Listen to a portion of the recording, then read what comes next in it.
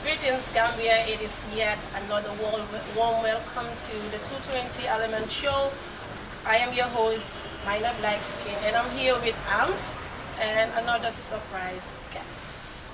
Ams. Yes, thank you, Mina. Once again, it's a warm welcome, Gambia. Ñu ngi leen nuyu bu baax a baax. It's good to be back. Sant Yàlla bu baax biñ génnee si li nga xamante ne moom mooy weeru koor gi muy Ramadan. Di leen déwénati fekkee déwén di leen baalu aha di ñaan yàlla boole ñu baal ñu yëpp fekkee waat ko ay at yu bëree bëri yàlla defal ñu jàmm si suñu réew yi Gambia. We are so happy to be back here, and just comme ni mu ko waxee rek, it's another interesting guest that we have out within our midst here, and he's no other but Bankole. ñu bàyyagum ko si biir. Waaw kon nañ ko bàyyagum doonu si biir kon. I just learned tutti about this guest, and as you can see, it's only Ams and I. Yeah. Lady B is missing for some personal reasons, and then we hope next episode you'll be joining us. So the Gambian first presidential candidate took the nation by surprise when he recently announced his interest to join the upcoming presidential race in December 2021. Now, who is this Rasta candidate? Well, hi, Mister. It's a warm welcome. Good morning, good morning. Good morning, Mr. Bankole Yao You responded Jojo. good morning, even though it's in the afternoon. Yeah, why did you do that? Hey, I mean, it's in the afternoon and he's telling me good morning. It seems interesting. And he did this when he came in. Good morning. I'm like, okay. Okay, I don't know what. Nobody asked why? It's the good morning. Why? Is it like? There's something behind Is it used? Is it? Let's wait for trend? Mr. Assumptions to tell. No, this is not about assumption. You already earned yourself a title. No, I do it because it's I a had a welcome. boss. I had a boss who always only ever said good morning. And if you say good morning, it's every afternoon. single time. Yeah. And he would say somewhere in the world it's always morning. So Wow. it saves you having to check the time and find out whether it's getting to know morning if or it's afternoon. morning or You just afternoon standardize on something and you say good morning all wow, the time. Wow. It's also a conversation starter, so Okay. good morning. Then good morning to you. Okay, good morning to you, Good Mr. morning, Mikey. good morning. And you'll be surprised. The first thing he asked for when he got here was, "Do you have a Dalasi coin?" I'm like, "Okay, I do."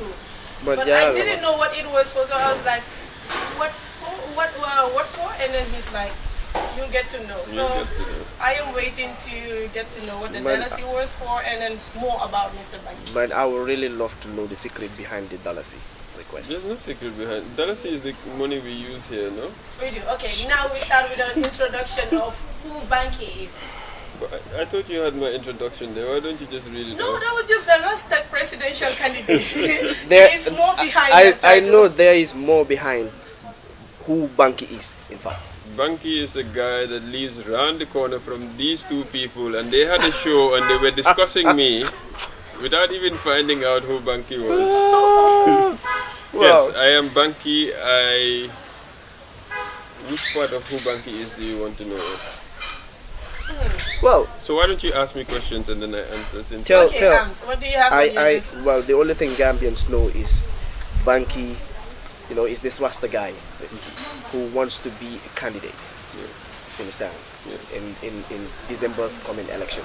Is it that he wants Someone- to be or he's already a president? Yeah, So there is technically no presidential candidate there's yet, technically, technically. Yet, okay. because it's after this voters registration that they're That going to they do. start Okay. accepting nominations. So nobody is a presidential candidate yet. Oh, okay. Okay. That's interesting. I'm not tamit Banjul nga judo. Okay. That's what I learned. No, Banjul la yaro. Foofu Westfield nga yaro. Clinic la judo. Westfield Clinic fii Waaw, Serekunda. si combo bi fii nii. Yes. waaye Banjul nga yaroo. Banjul la yaro. Banjul nga màggee tamit. Banjul la mage be kañ? No, I left Banjul early actually. We left in the 80s. Which street in Banjo? Fijara. Okay. Honey Banjul. Digi Banjul fu honti From ni yëpp Nopati day nekk xew. Hunting. dang daan teewe yooyu That's noonu. very obvious. You don't I even don't have Okay. to ask. Am naa ñoo xam ne ñoo si gënoon a sawar. Ah. Because yaa ngi juddoo foofu yaa ngi yaroo foofu ñun dañu doon dóor time boobu noonu soo demee hontin. Xam nga hontin yi dañ ne day wis ay duty Waaw, ak yooyu waaw, noonu. waaw. Amoon naa mag boo xam ne moom feebari hontin la am. February hunting. Feebari hontin. Na Why do they dégga absent? na dégga rek mu loos te xam nga time boobu lu ñu doon punisher waaw ay pick pin ay yooyu noonu monkey dance moom jaral na ko mu dem hunting waaw ba ñib si ak wóor bu métti boobu gars yi monkey dance ko dina monkey dance waaye next time dina demaati dina demaat moom daal bu mu absent daal waaw moom du dee absent ñun nag yooyu daf ñu doon tiital waaye dañ doon toppantu hunting noonu rek ok yeah dëgg la but everything happened in Fijaral ay Pakin ay Obosha ay Lite wante ak yooyu noonu yëpp so ñun si taax lañ dëkkoon mooy number 18 Fijaral a Piña so si kaw taax bi lañ doon nekk di seetaan hunting si so we were not down in the crowd ay xam nga ay aku Pikin yooyu noonu ñu ngi la téye di la protect ak yooyu noonu ok so foog nga nekk ndongo pour génn ak yooyu noonu so we were mostly watching from above waaye dama teel a jógee Banjul in the 80s laa ñëw Kombo di ñëw Banjul school Marina time boobu Marina mu ngi boori National Library opposite National Library yeah I did a few years there then Marina toxu Kombo I did my final year in Kombo fu Marina nekk léegi I did J5 there that was the last year they don't do 6 years they do 5 years ok ma jeexal foofu dem Gambia High delluwaat Banjul yeah dëgg la kon at least def nga dara si Kombo fi tamit ëppa doole bi léegi Kombo laa ko def time boobu noonu moom du ma doon bëgg a absent Banjul su ma ñëw every weekend di nga bëgg a dem Banjul maire bi neen non ay boobu tuxu ees bi la boobu taxu ees bi waaye léegi dem naa ba miin ay benn laa dee dem Banjul dama di toog di wax ne waaw kii man la nga xam ne time boobu feebari Banjul laa amoon nga ñëw ba bàyyi Banjul completely ay once a year twice a year ngay dem Banjul waaye foog naa loolu sax du yow kenn rek la dal de gars yi Banjul parce que am na ñu bëri ñoo xamante ne Banjul lañ soxee ko waaye léegi fu mu nekk nii ñu bëri jógee nañ fa maa yow tamit waa Banjul non man du ma waa Banjul laa juddoo nag waaye du ma waa Banjul man Kombo laa yaroo ban boor am su fekkee ba nga juddoo Banjul nga ne nekkuloo waa non du ma waa Banjul waaye Kombo laa yaroo Kombo laa xam Kombo laa màggee waaw Kombo laa màggee kon waa Banjul ba tey wala non man tey kii óor na ma ne dang dee géej Banjul waaw fi dee gis naa but tamit it's mun naa toog at because comme soo xasee ba move to Kombo si first month si da nga dee bëgg a di dem Banjul every time because yaa ngi still get used to the system and all of that but comme léegi nii doo dee fekk kenn koo xam biir Banjul. yeah that's the other thing. they all new ñëpp taxu si nañ ak yooyu. waaw ñoom ñëpp ñu ees leen tuxu bees and everything soo demee it feels weird. yeah I agree.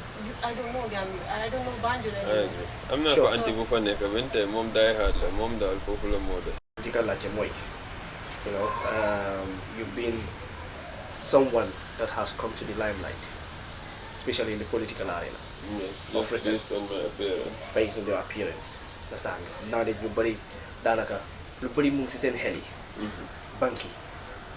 yaa ngi gis naa yaa ngi doon wax sànq rek bi nga nekkoon di seetaan suñu show boobu noonu yaa ngi toog xam naa di ree di wax ne xam naa ñii moom they are interesting. waaw ñu wax nañ si lu bëri waaye tamit based on our opinion that's our personal opinion. understand nga you being a presidential aspirant in the Gambia. xam nga am na yoo xamante ne wax nga ko. wane nga ko ne loolu nga bëgg a def bu fekkee ne yàlla def na nga war a nekk president of the Republic of this nation. Do you remember any of those things? Well, I think there are a few just I can pick, especially based on the agricultural side. Agriculture? Yes. No. That's He it. said he's going to legalize weed in Yeah, the Gambia. Is that his definition of agriculture? No, that's not my definition of maybe he agriculture. had But something what else I think, different from that. I think I watched your press conference. Yes. For Except that I didn't mention anything about agriculture there, but Okay. that's why I'm surprised. So, Okay, but why? Do you know why I'm doing that? Because most people are also thinking like him. That's why I'm sorry I'm torturing you. Like No, I understand. You talking about legalizing weed? Understand? I mean, in the Gambia, xam nañ dëkk bi wax dëgg yàlla am na yoo xamante ne tamit moo ko tinka. Understand? We know that okay, we am na specific I mean ingredients yoo xamante ne mu ngi si. I understand. You mun nañ ko use in medical aspect and so on. But lu waa mayewut loolu noonu tey ñu war a I mean tollu fi nga xamante ne dañoo legalize li nga xamante ne mooy weed. I don't know actually lan moo waral nga wax loolu ak lan nga si séntu tamit naa duñu ko mën a gën a leeralal su ko defee ñu gën a mën a xam. So okay, that's it. So I've come to learn that most people don't follow anything, they follow headlines. Which is even you when they lower every press conference so ko seetaanoon yëpp di nga xam ne wax naa leneen na leneen. waaw waaye ba tey feebar yi ngeen am. waaw ok fine nañ waxtaan affaire yi. What I am saying is the UN has decriminalized cannabis. mooy comme ëpp doole dëkk yi si àdduna si ñu ne léegi gisaatuñ ko as something criminal pour nga nekk di ko jëfoo. The WHO has said it has medical benefits. Let's do some research and find out. They fetch. Okay. Then it's not as bad as people. At least, wow. You yare won wax ñu ne li la def la dof lo ak yoy nonu. Inna boné wu ñu ko moy dika yoy nonu yeb duñ don jog ne ah li nañ ci génné li ñu delu wat ci lu mu nekkon. Because originally before 1927 it was in the pharmacy books, even of the US. It was a prescription for some kinds of sicknesses. Okay. We believe it's for racist reasons because newly I don't gonna use Lolo Nono and it's a way of getting people into prison. You can check online and find out for yourself. Okay. Now, we're in this situation where why you am nañ nit boo xam ne xëy na balaa ñoo judd sax mu ngi tëj te bañ day mu ngi tëj dafa amul kon xëy na jàmbat bi def loolu right bàyyi nañ fi sàngara bàyyi nañ fi cigarette bàyyi nañ fi cigarette bàyyi nañ fi sport ba te nga yooyu noonu yëpp baaxul waaye ñu ngi ko fi bàyyi waaw yeah cigarette paquet bi lañ fi bind Smoking kills. ina ko gis smoking kills. loolu lañ fa bind waaw. ah waaw loolu lañ fa bind. waaye it's legal kenn du ma arrest pour lii. mun naa koo dem jënd ma tudd ko. what does that mean dafa mel ni kon xëy na nguur bi dafa nangu pour ñëpp mun a commit suicide. because ñu ngi la ko bindal foofu noonu straight. smoking kills. okay you've allowed this to come. okay bale nga ne ku ko tuur rek da nga koo jàpp nga tëj ko. okay waaye yaa ngi koo tëj prison. ak ñeneen ñoo xam ne ñooñu. xëj na ay hardcore criminal lañ.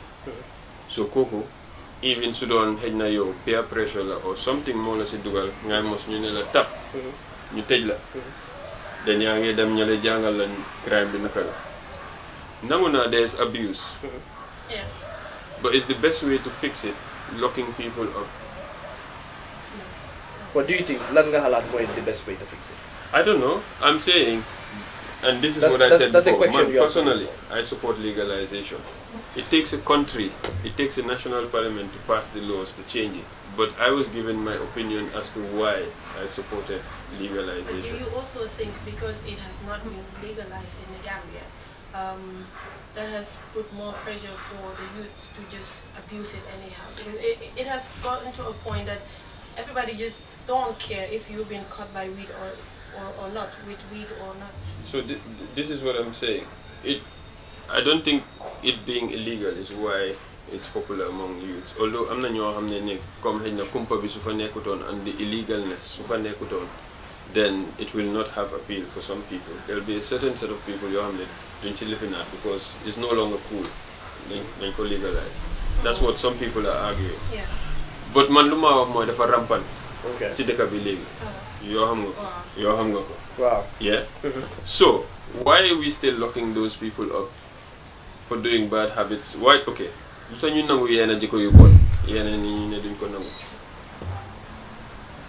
man fofu lay waxe sangara cigarette out la day joge bagage tuba bi la xana kañ lañu joge ci façon yi xalaat yoyu nonu lu joge ci tuba bi rek even though it's bad even though ga bi nañ fa smoking kills ñu ko nangu ba okay wala nañu ko be fi nga ne non wala legi luta legi lima bëgga la ci moy lolo waral nga ñew in the aspect of like trying to legalize weed yaakaar naa tamit comme am na si sa biir wax yaa ngi wax ne am na yoo xamante ne ñu ngi ko legalize te xam nañ ne baaxut yes bu ngeen dox si dëkk bi yes understand yes but bii tamit dafa doon loo xamante ne daf si bokk yes understand yes and I was thinking at least dina am alternatives yu nga xamante ne yii yi nga jot a lim nii naka la ñoo mën a make yooyu ñu saafara yes fekk tamit duñ si yokka loo xamante ne at the end of the day dañoo xam ne bii tamit bokkut si understand waaw gis nga nit ki it's very difficult like ñun ñëpp ay mag lañ léegi. waaw ñëpp xam nañ lu baax ak lu bon. waaye benn tey am na ñoo xam ne ñu ngi bugg a def lii. most of the time it's a phase time la da nga si day jaar nga génn si nga gën a mag and you do things differently. okay Understand? right Some of the time it's an addiction. Tobacco is an addiction. Alcohol is an addiction. Cannabis is an addiction. These people need help to overcome the addiction. okay What I was talking about is yow ñu jàppale yaa ngi tux ñu tëj la. okay Yes, it's bad. It's being abused. But we're not locking people up for being drunk. So look at you and I take to me. And then you'll be surprised, man. I found out just last night because I had this stomach pain. No.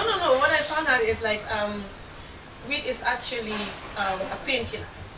Amongst other things. Yes. So I complained about my stomach like pain and being I've been feeling pain and all of that. And then my husband is like, weed is actually a painkiller. I'm like, what? Is your husband a doctor? Are you sure weed is He's a not a painkiller? doctor, but he knows. But he knows. I'm like, okay. How does he know this? but I'm not, you know it's not many people that knows about that thing. Yeah, but this is the thing. Yeah, Okay, so you know because I'm bold enough to speak the truth, now everybody has made me famous.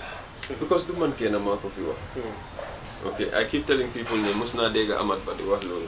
I think the only difference is man my Rasta man be, and because there's that association, Wow. maybe people take my word seriously. okay You see what I'm I saying? understand Why do man kena?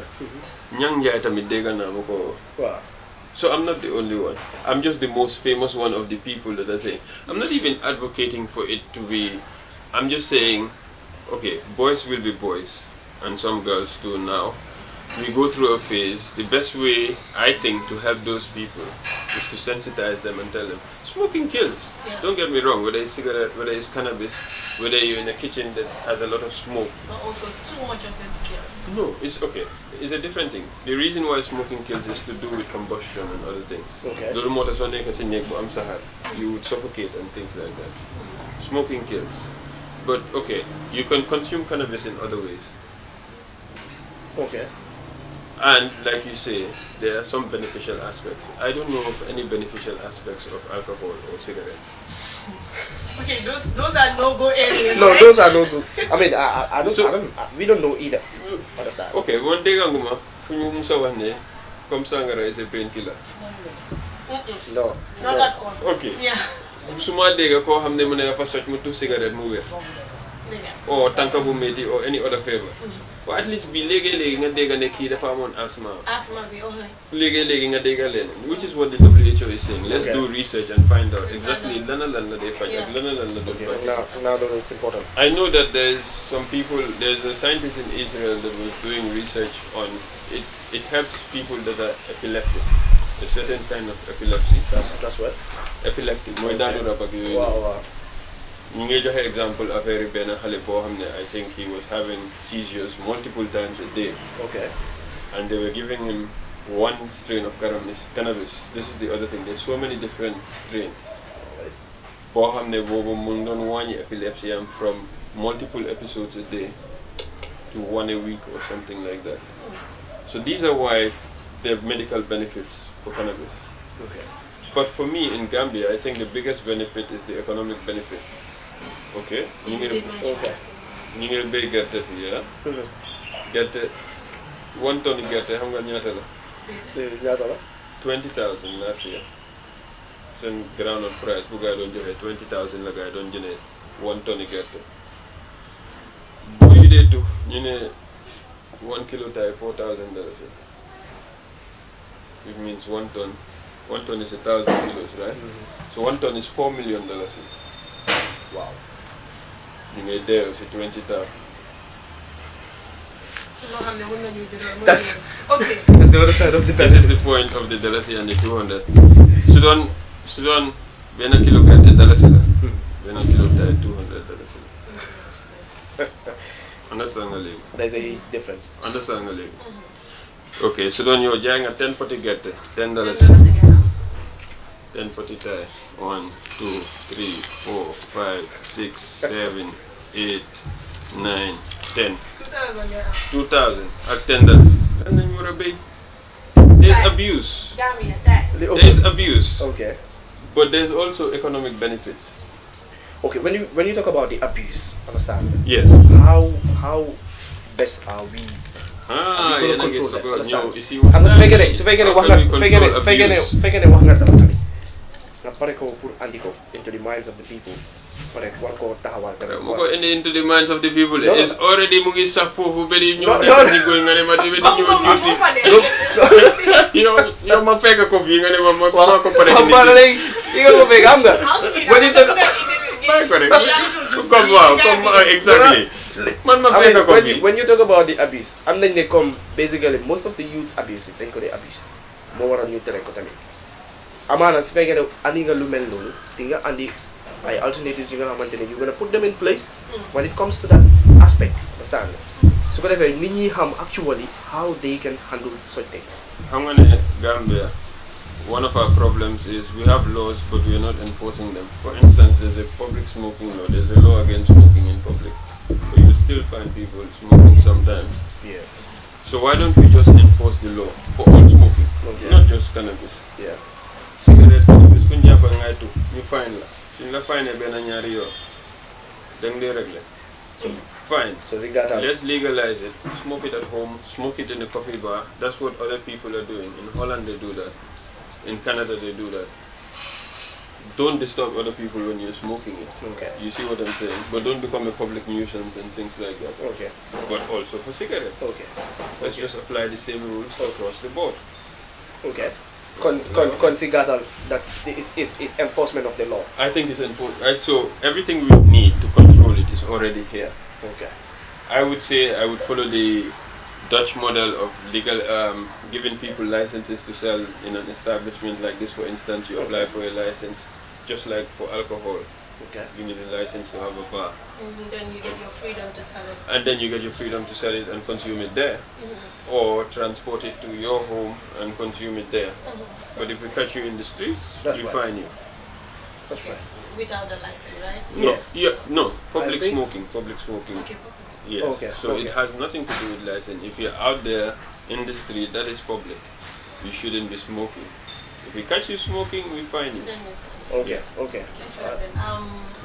What about? I think you have something. Yeah. Did it? But no, we got a check first. Okay. Then about political campaign manager. Yes. He got freed yesterday. He got Thank freed God. yesterday. Yeah, he was freed yesterday. we had rumors that. So why are you stealing my news? You understand? We had rumors. We're gonna tell I am rumors. the one who actually brought the news to him, and he's Okay, but I think we need to put that to him from now. I think. Are you a lawyer? You're putting it to me. Such un fi dara. So Li actually, nekk di no, xew, li nekk di- it's actually not Xam clear nga- to us. What is not clear? We Yeah. said, we're gonna put you in the picture. Su fekkee ne ñëw nga ñu laajte la ndax digga ndax sa campaign manager bi dañ ko arrest based on. Okay, so Was that true or it was just accusation? okay, so let me tell the story as I know it because they're still going to court. Okay. I think it was 25th of April, Sunday Sigudi, about 3 a.m. Well, Well, it's more than a month now. 25th of April. April, not May. Okay. Okay. He operates a beach bar kind of thing. Okay. Garden de jai for I tea bag because small tea bag, you know, small tea bag, you know, they supply tea bag, I'm more kinkili bag, you know, Mormora King Clipper. and other things. When Yeah. you are not supplying Mormor, see welcome. I was supplying people, yes. Okay. So, more popular day for because for Amud Bunta Amudara. Yeah, okay. When I bought at 3 a.m., drug squad assisted with PIU, over 10 officers. Wow. And he says that they came with it and they planted it. Wow. So that's what the court will have to determine now, the plant wala moko mo. Okay. You understand? Okay, you can arrest Sunday. Monday, Tuesday, Wednesday is 72 hours. Or for free. You take for Thursday by Friday. Friday is a half day. You then can if in magistrate court. You tender name. They found 5 grams of cannabis and 11 grams of hashish there. That's what Wow. that's what they're saying. Now there are two crimes when it comes to drugs. Apparently, there's possession and there's trafficking. Possession is considered something that you would be using. It's still illegal, but it's not as heavy as trafficking. Trafficking is somebody that is selling or something like that. For cannabis, you need to have more than 2 kilos of cannabis for you to be considered trafficking. Anything less than 2 kilos is possession. For hashish, which is a byproduct of cannabis, all you need is more than 10 grams of hashish for them to consider it trafficking. So they say they found 11 grams of hashish and 5 grams of cannabis. More than 10 police went there. You then recover 5 grams of cannabis. Surprise, surprise, 1 gram more than the amount you need for trafficking.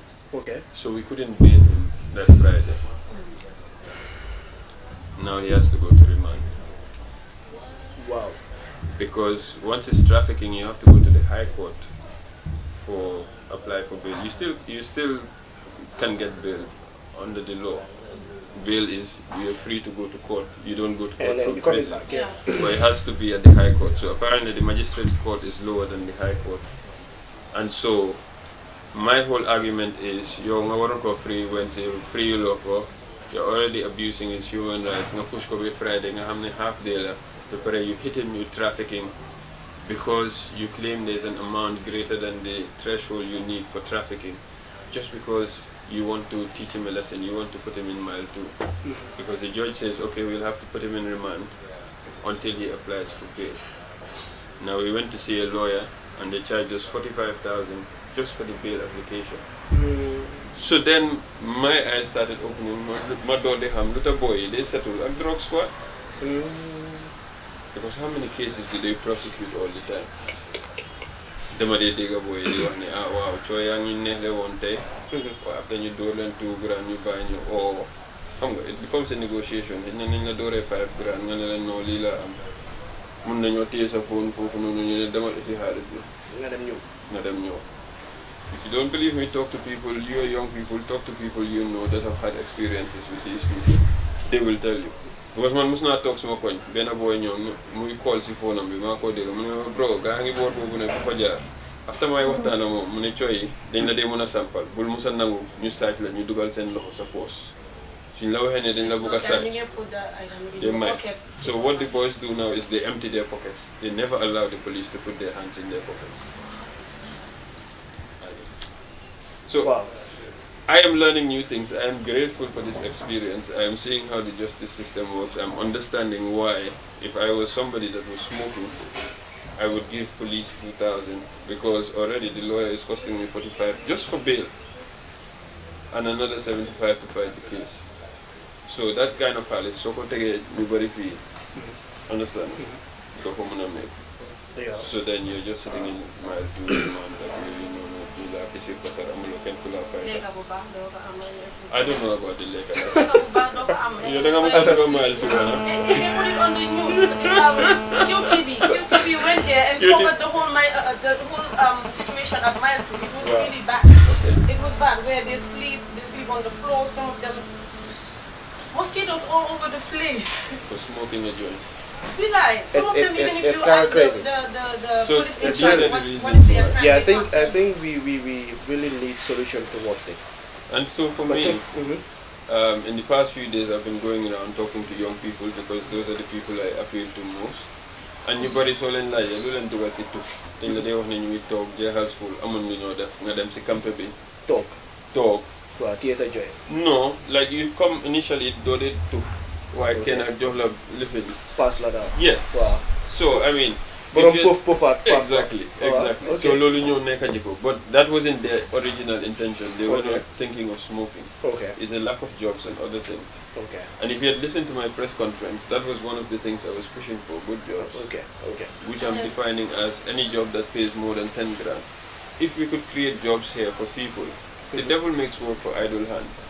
Yeah. But if more people are working, boy, then you have less time to do all these things. That's right. And then it's very important for you to outline. And I guess when you just had this idea of becoming a presidential candidate, all of these stuffs were not happening. The crime rate was not at this level. Yes. Was not this high. Yeah. And then the weed time it be feeling really, so many things are popping out. Weed mom, it was So there. many It was negative- always in the background. Weed mom Always was there. before, but No, we- Waaw léegi dafa yaaw. No, dafa- Because man dafa- I keep telling people ñu ngi maa jiiñ loo xam ne man dem naa Jimpex di jënd plumbing parts maa ko xeeñ suba 11 o'clock maa ko xeeñ Jimpex ma ne waaw is that the level we are on now ba nit yi dëgg nañ fit at a place like Jimpex ñu ngi tukki. So head be yëpp di laal fu nekk. Yeah. But hey, so fekkee ne yaa ngi mën a recall in one of your interviews, you said you just want to serve one town. Yes. What the- So at that time you said that. I still say that. You still. So I you still think you say can put a change, you can put a stop to all these crime rates that are happening nowadays only within one town. Okay, so 5 years, right? yes, 5 years. I think so. For me, the Is one it term thing, sufficient enough? there's no amount of time is sufficient Why do you choose one term? because 2 terms is also arbitrary. Is 10 years sufficient? No. Is 22 years sufficient? Yeah, Jame will say no. Is 30 years sufficient? Jawara will say no.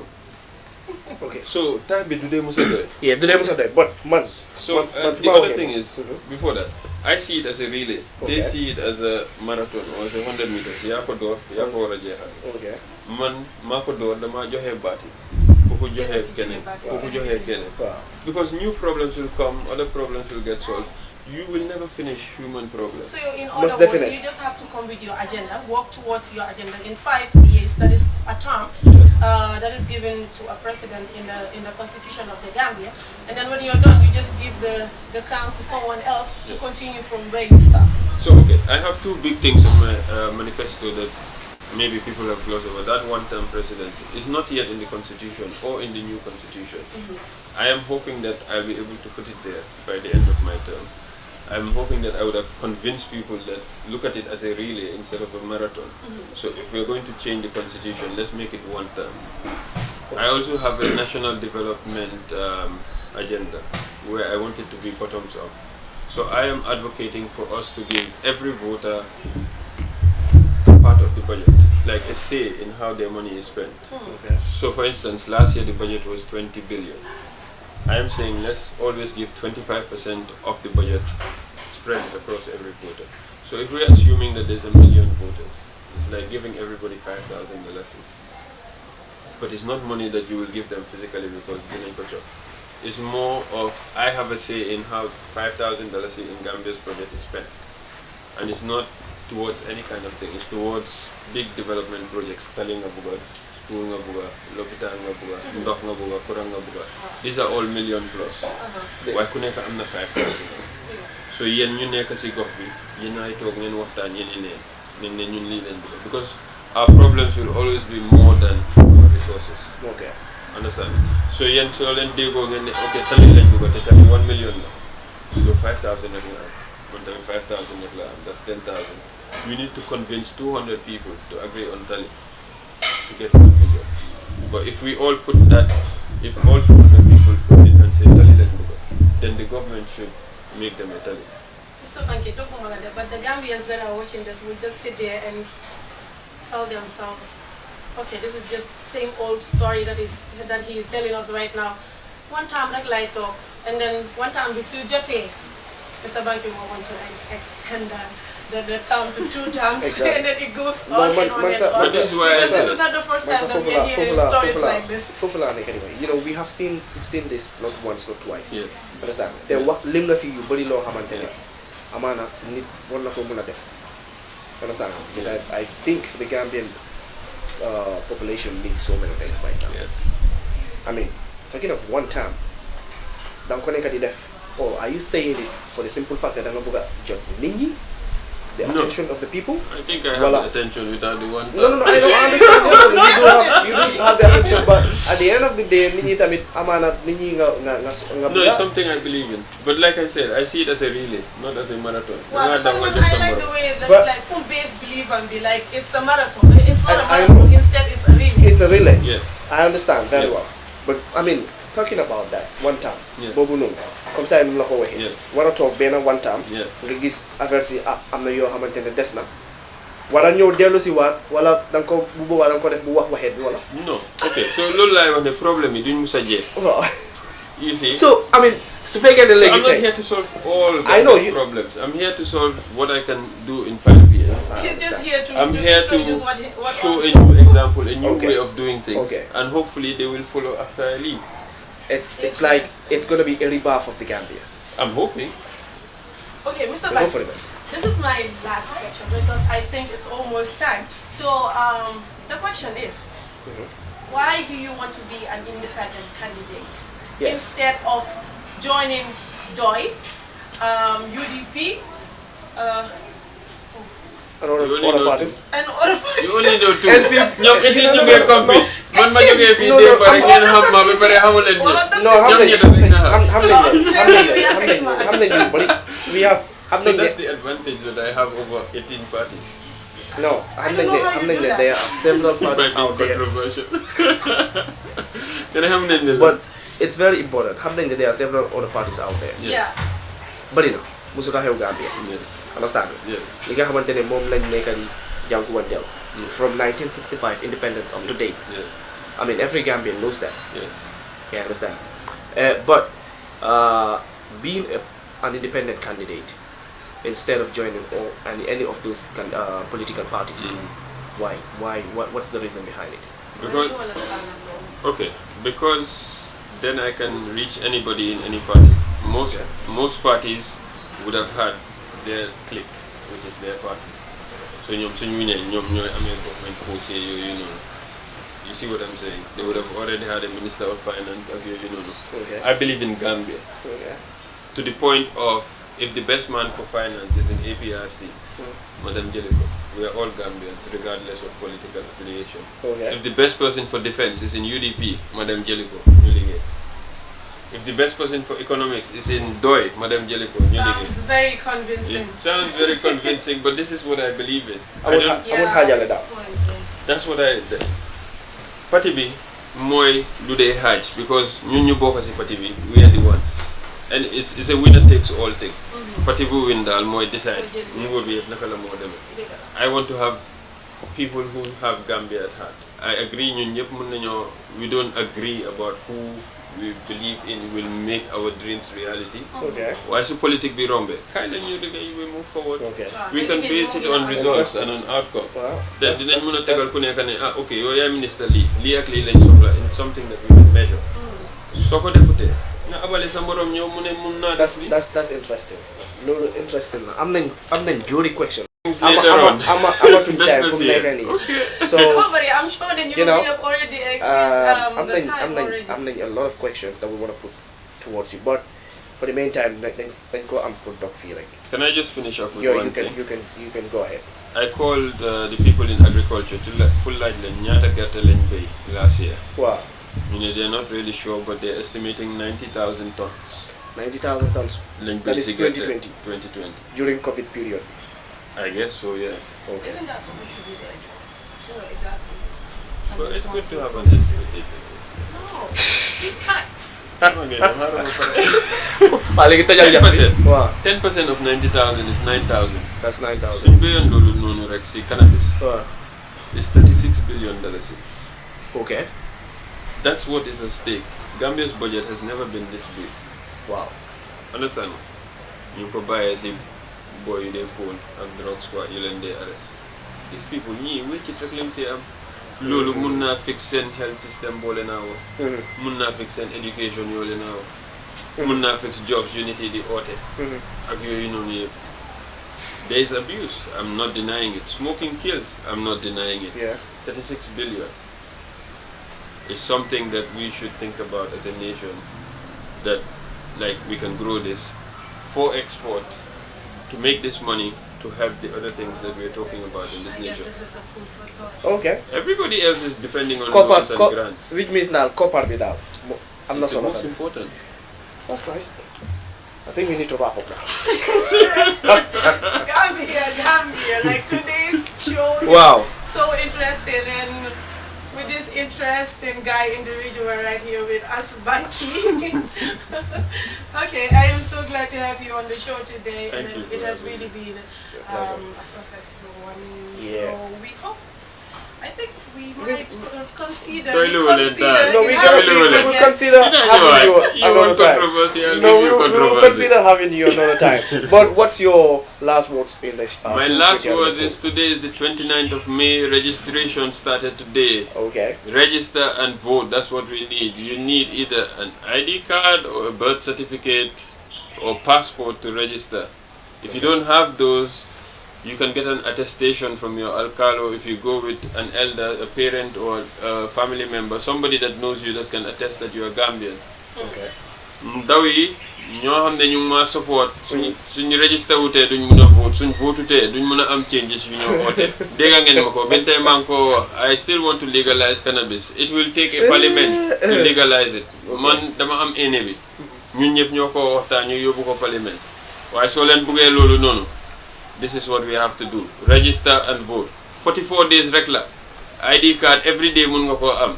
Voters card 44 days rek la ñu ngi leen a naj jéem leen a jóg da ngeen bàyyi seen loxo yéen tamit. And Gambians, you will be surprised the surprise that you have behind just registering for a voters card and acquiring your voters card. Yes. Vicky, you are hiding that. Why? Which surprise? The vote. Surprise with the go. The raffle. Then go buy a no. No, 1 million. No surprise with the go buy a no. Why? But it was good. It It was good having you. Definitely on 220 Element Show. Feeling ko toge rek. But dine Gambia am na ñaawteef yu bari yi nga xamantene gis nañ ko tay ñu yëpp ñoo bokkante ñoo bokk baay nañ mbooloo joxante loxo ñu xam ne réew mi ñu ñoo ko moom it's very good kenn ku nekk xam li nga xamantene moom mooy the importance or the significance of this nation. It's in our hands. Kon nañ bàyyi xel loolu bu baax a baax. You know, foog naa fii lañ ko emale rek ba beneen yoon. Voilà, fii lañ It was koy good having bàyyi Banky. affaire si jeex na tey. Di leen jox rendez-vous the beneen 220 Element Show. Yeah, peace. At Blog TV. And then saying a very big thank you to Yosh Gambia restaurant. You can locate them at Bankole New Town. Exactly. Thank you, Mommy Ashtray, for always being so supportive to whatever that the Gambian youths are doing. And also Blog TV. Moho, Stanga. Yeah, really. Cameraman crew yi L moom xam naa fu mu nekk nii moom beneen affaire la. But you know, the whole camera crew, Fatou, we are saying a big thanks. You know, from the whole team of 220 Element, it's a wrap up till we come your way again. Peace, progress, and prosperity in this Gambia. All right.